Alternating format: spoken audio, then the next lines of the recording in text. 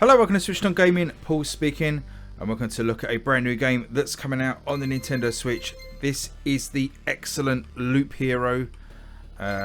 This came out on PC in March of this year, I believe, in 2021, and now finally lands on the Switch just before the end of the year. And it's going to be one of those games. The Switch always seems to have one game that comes out at the end of the year that just kind of really caps the year off and is an excellent game. Well, thankfully, we've actually got a couple of these sort of games coming up before the end of the year, so stay tuned.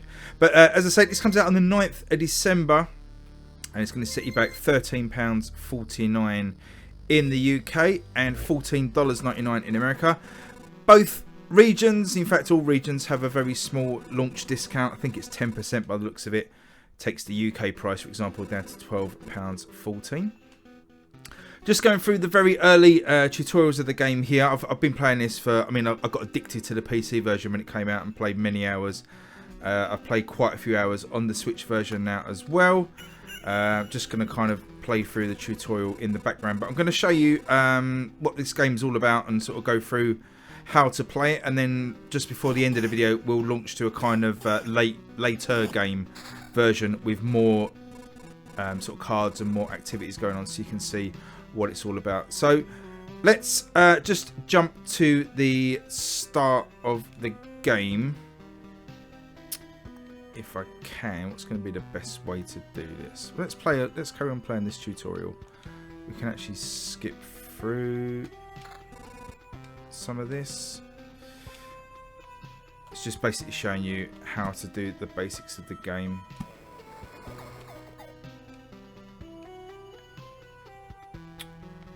And we can continue our journey. So while it's paused there, is a good time to talk about the game. So this is, it's a weird combination of gameplay elements. It's got kind of an idle battle system.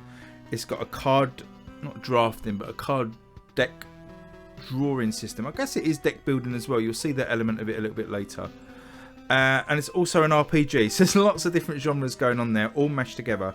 You basically start on this loop. You play a character who's in this world where everybody has forgotten what was in the world. They're having their memories wiped, the world's being erased, and you play the hero that is trying to restore this world. And to do that, you walk around these pathways, you loop around these pathways, and you start to rebuild the world around you by using cards that are dropped by enemies that you kill. The loops are always different and randomized. This tutorial one's generally the same, but when you get into each sort of run of the game, the loop will be different. I'm just going to change the speed duration as well, just while we're at it. And there's two phases to the game, a planning phase and an adventure phase that you can switch between. In the planning phase, everything's paused, and you can use your cards to build up the world. You can equip your hero with new gear. And then you switch over to adventure mode, and that just starts your hero automatically walking around the loop. Any enemies that he comes across, he will automatically fight. And each loop you complete, so you get back around here to the base camp, or the cozy camp as they call it here. You get a little bit of health back. The enemy level goes up. The loot that you get goes up. The sort of quality of the loot goes up. And you basically keep walking around these loops for as long as you can. At any point you can withdraw and go back to your base camp. Now then, if you die in battle, you get sent back to your base camp with 30% of the resources that you collected. If you retire yourself at any point other than the camp, so you don't die in battle, you just kind of run away from the loop, you get to keep 60% of your loot. But if you get round to the camp here, and the game pauses when you get back to the camp, so you get a chance to have a think. So when you get back to the camp here, you can then retire back to the camp and keep 100% of the resources that you've got. So enough chat, let's get on. It's probably a game that's easier to talk through when it's in motion, so let's go. At the moment this is down to 1 speed. Generally as you get used to the game, you'll up this and your character will move faster. And you come across an enemy here, and you fight the enemy, and you've killed it, which is the first loop enemies are very basic and easy to kill. And your character here is just giving you a bit of explanation. This doesn't happen every battle. Some battles you get a little bit of story or a little bit of a flavour of the adventure. middle here. So here is 2 cards that have been dropped by the enemy, and also a new item, a sword. Now, I think first of all, Devolver Digital have done a great job, and the developers here, of getting the controls right on the Switch. Obviously, this is, as I say, I played on PC, really easy to control with a mouse. You have kind of got a mouse pointer here, although it is kind of constrained to the world. You can't kind of go over here like you can with a mouse on the PC and basically move over everything. But you can hold down ZR and get over to the gear. Or you can hold down ZL and it jumps down to your cards down here. So it's quite a good system. As I say, I've been playing this about 5-6 hours. Really pleased with how the controls work. Got no problems with that. So as I say, we defeated an enemy there in the forest, the rat wolf, and he's dropped these cards. And let's take a look at the cards first. We've got the rock, and if you hover over it, you get a description in the bottom right hand corner of what this does. A little bit of flavour. So it says it's a magnificent appearance, gives you strength, and this will give you +3 health points, and then +3 more health points for every adjacent rock or mountain. So you can see your health points there. If I move the mouse pointer, that green bar, kind of where my finger is there, that's your health points. We've got 253 at the minute, and we're actually, or that's our max level, and we're at 240 at the minute. So the first thing we're going to do is put this rock out into the world. Just select the rock, move it up, and all these green spaces are where you can place the rock. Now, one of the other things that you learn about the cards is their synergy, or what you can do with placement of these cards and these items in the world. For example, really basic one here, rocks and mountains. If you put them in a 3x3 grid, so 3 rocks by 3 rocks or mountains, it will create a mountain peak, which gives you much more health, but also will spawn harpies, a different sort of enemy, onto the map. So we're just going to put this anywhere. We're going to chuck it here. And it also gives us a resource.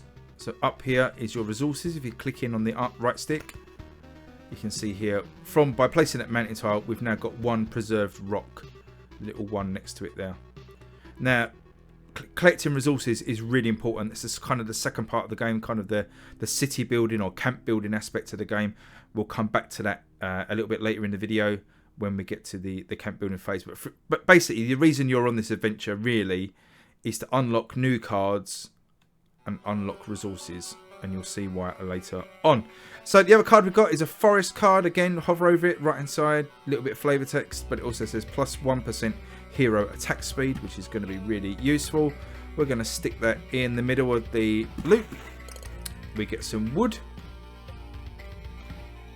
stable wood. You get stable and unstable materials, and you need a certain amount of unstable materials to create a stable material. So that's the cards done. So now we can click, sort of work with our weapons. You can see here we've got a rapier. Does 4 to 6 damage, which is the same as our current Gladius weapon up at the top there. But what this rapier does do is give us 9% vampirism, which means every time you hit an enemy and take health off them, you gain that much health back. So obviously that's a better item to equip. So you just press A to swap that over. You lose the weapon you're replacing. See, it doesn't do a swap, it just replaces it. So it's sort of careful management of your items is key. A little bit more text out from the hero, and we're going to switch back into adventure mode. Round our hero goes back towards the camp. And we made it back to camp. So you may have heard a cockerel crowing in the background now. We'll sort of explain it a little bit more, but up in the top left hand corner there's a bar that shows you the progress on the day. That doesn't correlate to you going around and getting back to the camp. Sometimes it takes longer than a day when sort of there's more enemies and you're sort of stopping and fighting a lot. But basically every time you hear that cockerel crow is the start of a new day, and a lot of abilities or enemies coming onto the map are triggered at the start of a new day, or treasure chests dropping, for example. So it's important to correlate that the one loop doesn't always equal one day, and to listen out to that cockerel crowing, because it can trigger a lot of things on the map. So we're now back here, and it's sort of showing you that you can retreat from the map by pressing X, and this screen shows you what you're going to keep and what you're going to lose. Because we're at base camp, we will walk away with 100% of what we collected, which was 1 wood and 1 stone, and we're not going to lose any resources. We press Y to retreat, And we go into the base building part of the game.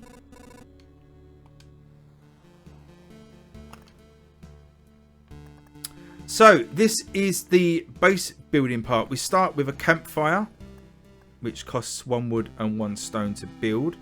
But we have this kind of tech tree that gets unlocked as you build things. And as you can see, there is lots of things to build.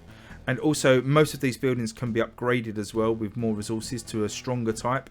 Now, unlocking these buildings and building them into your camp will give you passive buffs. And also unlock new cards and hero types as well. So the key to the game here is to keep your base being built. For now, we're going to build the campfire.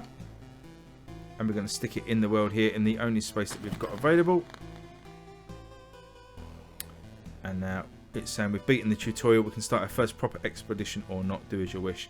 We're going to do 1 or 2 small expeditions. And I say I will switch over to an ongoing expedition in process with a lot of cards out, just so you get a feel of what the game can look like.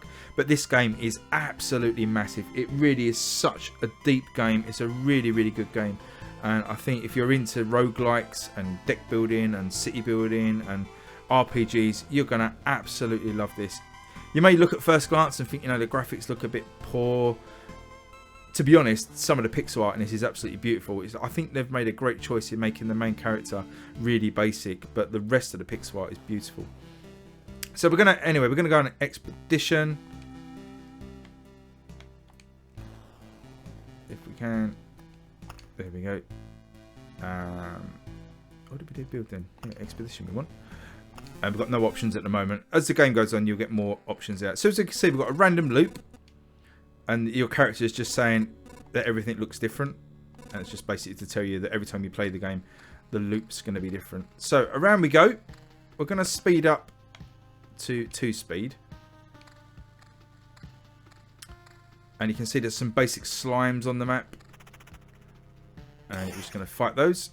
You can hold down ZL and sort of examine the enemies to see what they do, what resources they might drop, what their health is.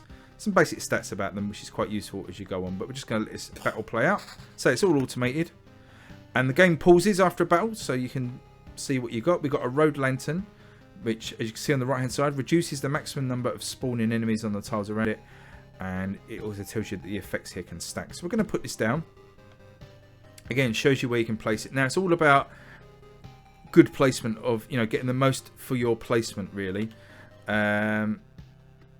So we want to put it somewhere where it covers the most amount of road, this road lantern. The most amount of squares. I mean, that's around our camp. Maybe over here as we kind of get towards the end. It's going to cover 1, 2, 3, 4, 5, 6 squares. We're only losing 2, so that's quite efficient. We're going to put the lantern down there. Now, as you put things out on the map, as you put enemies out, anyway, this bar up here, this skull bar will start to fill up. And when it's full up, you will get a boss spawn. So you don't always have to place cards. You can leave them in your hand. I don't think there's a hand limit. There may well be, but I haven't hit it yet. So you can kind of hold cards back if you're not quite ready to face the boss. And then the bar above this boss bar is the time of day bar that I spoke about a few seconds ago, that determine or denotes when the start of the day is. So we're going to carry on. I'm going to press Y to go back into adventure mode. Got another slime to fight here. And again, we've got some cards. We've got a rock that we spoke about in the tutorial. As long as we build that 3x3, we'll be okay. Now, these are some enemy cards now. We've got a battlefield. So this spawns a chest on an adjacent tile at the start of each loop. And also enemies on the tiles around it can become ghosts when they die. So you kind of want this at the start of your loop. But also enemies that die on those blue squares around the battlefield will become ghosts. So you don't tend to put too much stuff around your campfire. So if you can kind of put the battlefield here, you'll get basically a chest at the start of each loop. So that's kind of a good place to put it. Cemeteries will spawn a skeleton every 3 days. So if we can put that near where we put the road lantern, where it reduces the maximum number of spawning enemies on the tile around it, we can kind of keep that close by here, and that will be covered by the effect of the road lantern. So we're going to put that over there, and we're going to carry on. Got some more slimes to face. They see the little blue bar. I don't know if you can see that on the video, but underneath the green health bar, that's kind of a timing bar. And that is when the enemy will attack. And again, there's lots of different things that can affect that. We're going to have a look at those stats in a second. We've got a beacon here. When you put the beacon down, you get a 40% movement speed within its range. 20% attack speed for all units. So that affects enemies as well. I'll kind of put that over there. Now at the minute, our hero has only got 2 stats. Damage and max HP. As we get new gear, we'll get, I think there's about 8 different stats that you can have overall. But we've got no new gear at the moment. Nothing's dropped from these enemies. But this is where you keep an eye on all your stats over here. And then finally, at any time, say we can press X down here to run away from the battle and keep a limited amount of your resources, which are shown up here. We've got 2 pebbles at the moment. So let's carry on. As we get, a little bit more into this video, I will up the speed again. I normally play this on 4 speed. So we've got a meadow here. This heals 2 HP at the start of each day. Now, you put a meadow down, it's just going to be a meadow. If you put a meadow next to anything else, it becomes an enchanted meadow, and you get even more resources. So we're going to put this meadow next to the rocks here to get an enchanted meadow. And it still leaves us enough room to do a 3x3 square of rocks. So we're not going to block anything by putting this meadow here. And you see, kind of, if I put a meadow down, this is what it would look like. The icon it shows at the minute. Now, when I put this down next to a rock, watch it change to sort of be flowery and be an enchanted meadow. See, it's got flowers on it now. Oh, it's a blooming meadow, not enchanted, but blooming. And this heals 3 HP at the start of each day instead of 2. So that's cool. A grove will spawn a rat wolf every 2 days. And rat wolves can move around. So again, we're going to kind of put this around about where our road beacon is, to try and reduce the number of things that can spawn around this area. But we're going to talk about that in a second. I'll come back to that in a second. There's a beacon here, another one here, where you can get the increased attack rate. We're going to kind of put that. Let's kind of put that in this area as well, and get some benefit from that. Now, another sort of a point or factor about this game you may be questioning is, why am I putting enemies out on the board that are going to kill me or I'm going to have to fight? It all boils down to a balance. This game is a balancing act of how many enemies you can put out on the board and comfortably defeat versus how much resource you can take. Every enemy you kill will drop either a card or a resource. So the more enemies you kill, the more resources and cards you can get, and the more sort of things that you can unlock back at base camp, the stronger you'll get. But also, if you get overwhelmed, it's very easy to lose all of your HP. So it really is a balancing act. And as I said earlier, you don't have to put the cards out immediately. You can hold them back. And again, every card you put out builds up this boss bar. So it really is a balancing act. And that's what you've got to be careful about. You do want to fight enemies. You do want that challenge. But also, you don't want it so tough that you setting yourself up to be killed. We're going to put these rocks, try and get this 3x3 formation. We've got 2 enemies to fight at once here, but again, it shouldn't be too problem. These basic slimes are very easy to kill. We've still got no gear yet. I know it's early on in the kind of still the tutorial kind of phase, but it would be nice to have some gear drop. And again, at Enchanted Meadow, and we're starting to collect some resources now. We've got this thing here called Notable Change. I don't really know what this is, but there's a little description there. But we've got some more basic stuff. We've got ration. 12 rations form a whole piece of food. And 10 pebbles turn into 1 rock. It's usually the creative resources that you need. So for example here, you can't build anything with these pebbles. Back at base camp, you can only build with rocks. So you do need to keep collecting these. You need 10 of these to make 1 rock. So we're nearly back at base camp. 1 more slime to kill. And we've got some gear now, so that's good. So let's have a look at this. We've got armor. Now we start with nothing. We've got very basic items, but very basic. They've got no stats on them really at all. So we've got our first bit of gear here. Armor, which gives us 85 defense. And shield here gives us another 4 defense.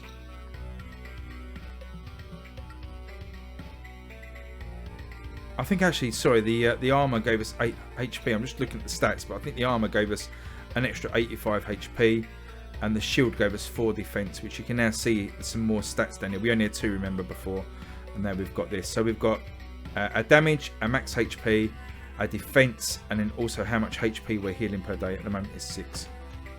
So we'll carry on around to the base camp, and we're obviously not going to end here. We get some health back.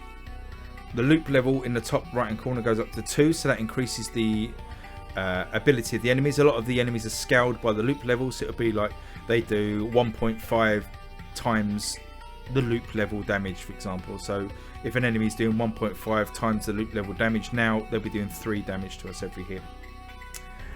The blood battlefield here spawned a chest, as it does at the start of every day, and we'll just carry on. We'll probably do at least one more loop. I'll bump the speed up to 3, but we're going to kill this treasure chest eventually. So see, it's quite hard to kill, but it will give us some decent gear. And again, don't worry too much about how grindy this feels to kill this chest, for example. Once we get into the game, you'll see a lot of things that start to give you buffs. You get better gear, you know. You will start to kill these things, you know, in 1 or 2 hits. So we're going to bump the speed up to 3. We're going to put our meadow down. We'll put another meadow down up here to make it a blooming meadow. And then we've got some gear. We've got the ring here, which does 2 damage to all, and a 13% chance to counter. At the minute, we might as well just equip all this gear because we haven't got anything that we're replacing. We're just replacing the base gear. So this is our first choice we've got here. We've got new armor. And this is what the game boils down to in terms of gear, is choices. You don't always, it's not always as simple as just equipping the next best item. You really want to be building your character to its strengths. So for example, the character we've got at the moment, which I think is the rogue, is very good at sort of countering, but it's got low HP. So you want to kind of focus on fixing the basic things that the character needs. We'll have a little bit more look at the characters a little bit later, hopefully. But so this bit of armor here, pretty easy decision on this one. It shows you the max HP is going to go up massively to 247 extra HP. And it also gives us 2 new abilities, 4 pure damage and plus 8% attack speed. So again, no brainer at the moment to equip that over the top of our existing gear. You can see here we've got some more stats starting to appear. We've got damage to all, pure damage, and a counter meter. And you can see our character's moving a bit faster now. We bump the speed up. You can hear the cockerel crowing there, so there would be more enemies spawning. Now we've got the grove. This is what spawns the rat wolves. We don't want to put too much around here because we'll get clogged up. So let's try and put over here that grove. Might change a bit harder. We've got some new gear. So we see here this ring does pure damage 2. It's going to replace our current ring that does 2 damage to all and 30% counter charge. So for me, I don't want to replace that, so I'm just going to leave that in our inventory, and eventually as new gear comes in, that will just drop down the slots and disappear off the end here. So we're not going to equip that ring. And we've got this armor here. Again, it's much worse than we've got equipped. It does 96 maximum HP. You can see it's massively lower than the armor we've got equipped. So again, couple of useless gear drops there. We're going to do nothing with those. We're going to leave them and send our adventurer on his way to fight this rat wolf.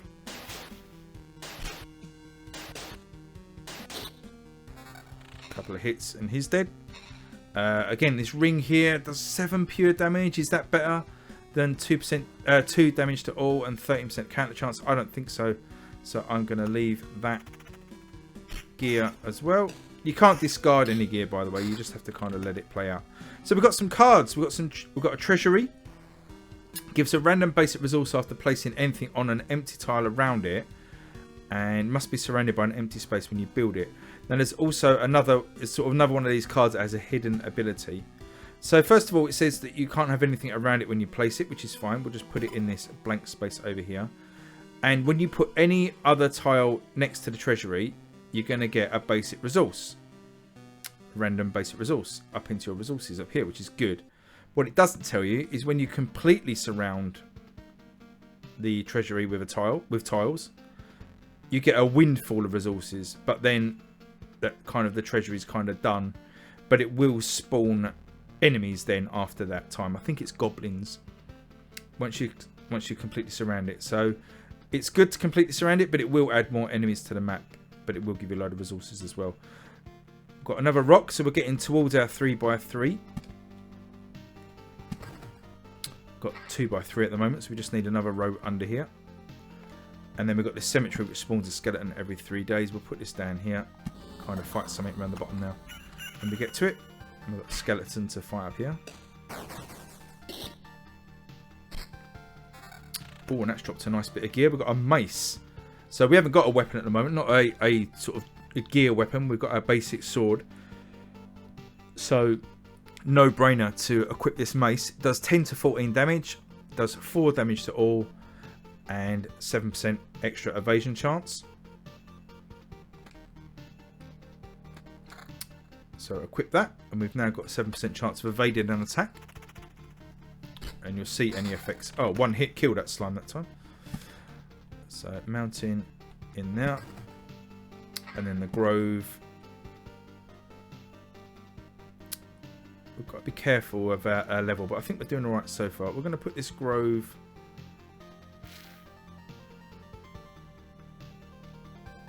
I'm going to put it here near this beacon.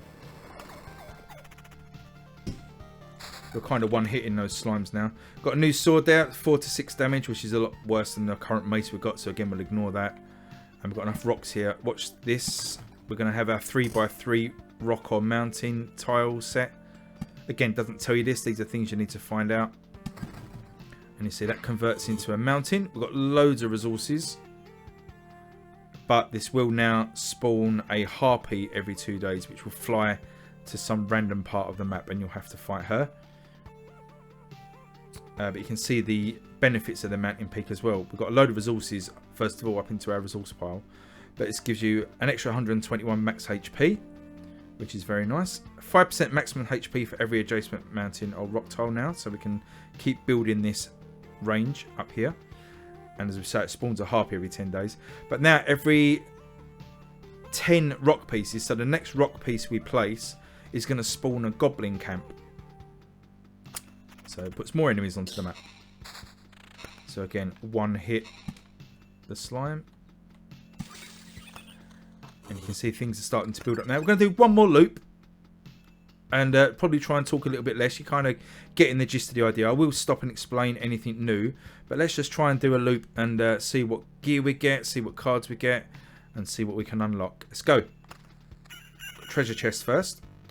I remember what a struggle that was on the first loop. 2 hits now, we've killed that with our new weapons. So we've got a new weapon here. This is the Dirk. It does 9 to 13 damage, which is less than our 10 to 14 of our mace. It does 2 damage to all, which is less than the mace. 6% evasion, which is worse than the mace. But the one advantage of placing this would be vampirism. 6%, which will give us some health back when we're fighting. So we've got a decision to make here. It's very, very slightly worse than the mace. It's, you know, 1 point less damage, 1 point less damage, or 2 points less damage to all, 1 point less evasion, but it does give us that vampirism. I'm going to equip that just for the vampirism effect, and it's going to be really important to keep your HP up. There's in the early game, there's no way to keep your HP up apart from vampirism, an effect called regen, which can drop from some enemies, and getting back to base camp. Later on, when you unlock the herbalist hut back at your map, you can build potions to bring with you, which you can drink to restore your HP. But in this early game, it's really important to keep your HP up high. There's not a lot of ways to do it. So anything like vampirism is worth taking, in my opinion. I'm not an expert at the game, but that's just my experience. Killed the slime. Let's place the meadow. Got a rat wolf here from the new grove that we placed. And that new weapon there. Oh, that weapon. See, again, another good choice to make.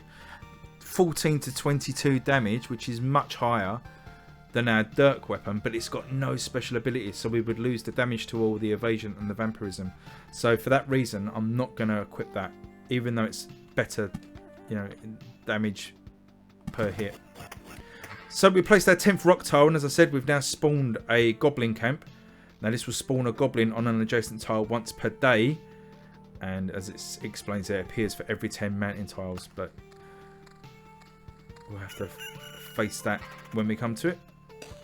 There is a card you can get called Oblivion, which will remove cards from the map, which you can use. When you see the green number on our character, that's the vampirism in effect, getting our health back. So we've got some new cards spawned here. We've got the Spider Cocoon. Spawns a spider on an adjacent tile once a day.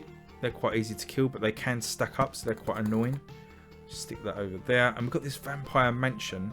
Now this is a really cool card. It adds a vampire to the tiles, which is just another enemy type to fight. But when you unlock the village, if you put a village next to a Vampire Mansion, it becomes, I think it's called an abandoned village or a haunted village. And it spawns like zombies and stuff. So again, a lot of this card has got synergy. As you can see, the Haunted Mansion will, or the Vampire Mansion will spawn a vampire in any of those blue squares around it. So again, it's about placement of the tiles. You know, I don't want to place this tile, for example, here, where it can spawn a vampire on 1, 2, 3, 4, 5 possible tiles. You're looking for a space where it's going to spawn. It's got a chance of spawning on the least amount of tiles, and I think the worst I'm going to get away with here is 2 tiles. Going to probably stick it there. No, I'm not going to stick it just for a campfire. I'm going to stick it there. So the only place that a vampire can spawn is on these 2 tiles. So you've got to be careful where you place these. I'm not going to place another Vampire Mansion just now. I'm going to finish off this loop and see how we fare. Because our health isn't, you know, I haven't got full health. So I don't want to overwhelm our character. We can safely... I'm going to start a new mountain range actually over here. A new 3x3 mountain range. We're going to put this meadow next to the treasury. If you remember, the treasury will spawn a random resource when you put something next to it. And our goal is to kind of encircle that to get a jackpot of resources. And you can see there we've got some random resources. We have got some gear spawning as well, so we're going to check that out. We've got a ring here. Gives us plus 8% attack speed, but we would lose 2 damage to all and 30% counter, so I'm not going to put that. This shield gives us 8 defense and will be better than our existing shield of 4 defense, so we're going to equip that. The rest of this stuff is just junk, so we're going to carry on. Fight the skeleton. Oh, that looks like a nice ring there. 4 pure damage, plus 4% attack speed, and another 8% vampirism. That would replace 2 damage to all and 13% counter chance, which is quite good, but I think I'm going to equip that. So our vampirism's now got up to 14%. So we've got a chance of getting health back. 14% chance of getting health back.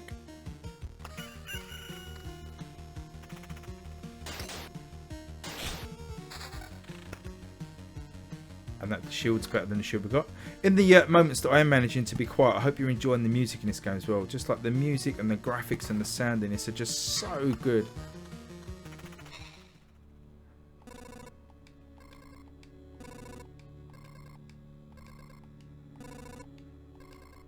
This is just kind of a little bit more flavor text.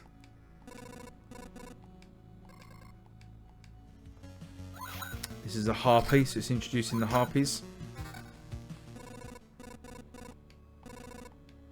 Don't want to spot it if you can read that at your own leisure. And we made it back to base camp. So that's the basic gameplay of Loop Hero. You're going around killing these enemies, putting new tiles on the map to build things and add new enemies. And you're trying to survive as long as possible to get these resources. We're going to go back to base camp with what we've got. So we press X.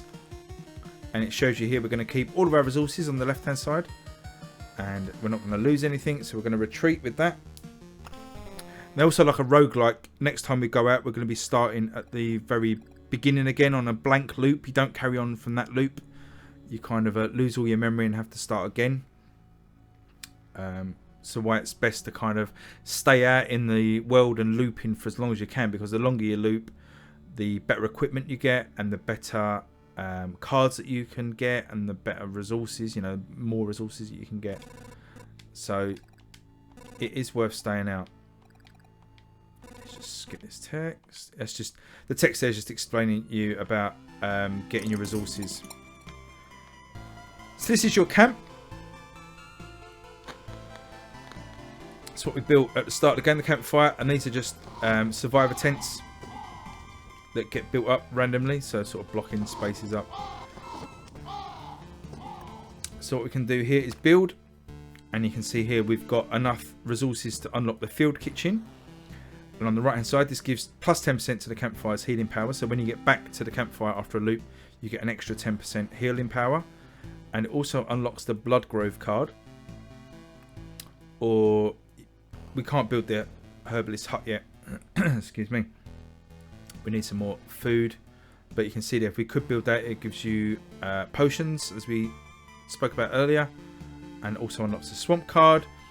And the smithy, which we can't build yet because we're missing 2 resources here. But that will give you... allows you to go out with some gear at the start of your run. Instead of the very basic gear. And unlocks the ability to craft tools for the camp. Which is useful as well. So, as I say, there's lots of cards here to unlock. Lots of cards to upgrade. We'll build the field kitchen and you get to choose where to place it.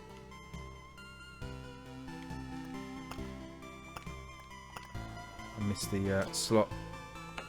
So there we go. So that's built. And there's the cook explaining what he does. But also on here as well, you can press ZL and upgrade. And you can see the upgrading there is another 8% healing item. And it upgrades the camp's item slots. But those are the resources that you need. We need another shed load of resources to be able to upgrade it. If it's got this little orange symbol, it can be upgraded. So we can see here the base camp, or the campfire can't be upgraded.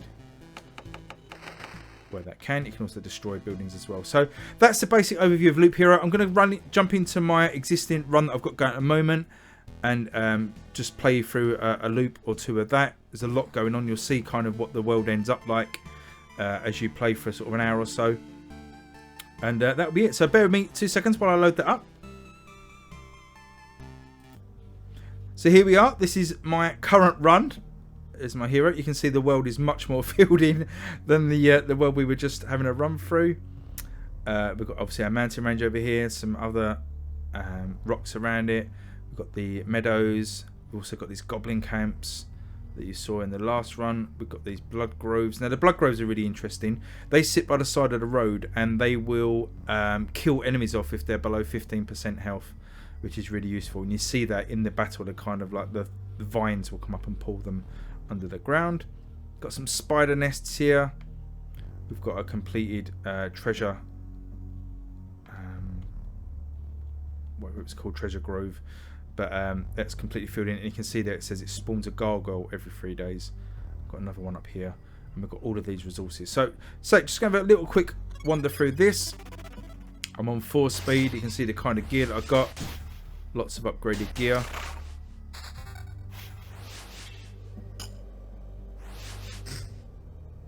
I've also got lots of Oblivion cards. These Oblivion cards, as I say, you can use these to rid the world of either buildings or enemies. So for example, if I take one of these Oblivion cards and I go to this vampire mansion, I can get rid of it from the map. Now I got all of these Oblivion cards through traits. If you press the R button, later on in the game you can unlock traits by doing quests. And so I've got 2 at the moment. I've got Blissful Ignorance, which dealt me with a hand of Oblivion cards. And my first trait was Shieldmaster, so 10% chance upon hit of stunning the target for 1 second. And as I say, on the right hand side here, you've got kind of a new yellow bar that fills up. And when that fills up, you unlock a new trait that you can add to your character. So again, adds more depth. Even more depth and RPG-likeness. So I'm nearly back at base camp actually, so we'll just play out till I get back to base camp, because I think you've got the idea by now. But I really hope you've enjoyed this look at Loop Hero, please leave me a comment below if you're going to be looking at this one and picking this one up. If you've got any questions, also leave those below.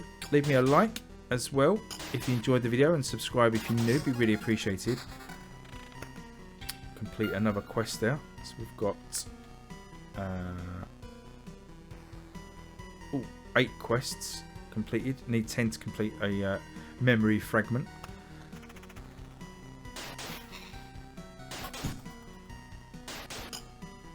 You can see that little icon there on the enemy. When the health bar gets below that, that's when the blood vines pull them under.